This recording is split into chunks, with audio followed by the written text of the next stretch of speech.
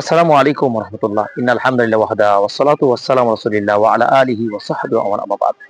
প্রিয় দিনী ভাই ও বোনেরা, কাছে ও দূরে, আপনাদেরকে অত্যন্ত গুরুত্বপূর্ণ একটি বিষয় শেয়ার করতে চাই। সেটি হলো কাব রাদিয়াল্লাহু তাআলা আনহু বলছেন, মিন আকসার যিকরিল্লাহি বারিউম মিনান নিফাক।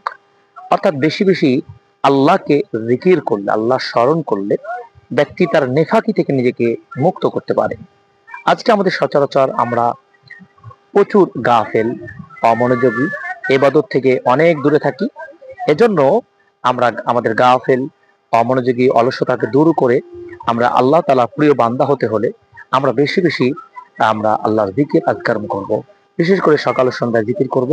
আর এই জিকির আজকার মধ্যে থাকলে আপনি বারিউম মিনান নিফাক, আপনি মুনাফিকি থেকে আপনি মুক্ত থাকতে পারবেন। নিজেকে মুমিন, মুসলিম হিসাবে আপনার আল্লাহ তাআলার কাছে প্রিয় বান্দা হিসেবে গড়ে তুলতে পারবেন ইনশাআল্লাহ।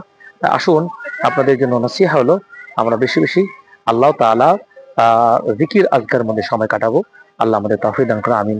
ওয়া সাল্লাল্লাহু আলা নবী ওয়া সাল্লামু আলাইহি ওয়া বারাকাতুহু।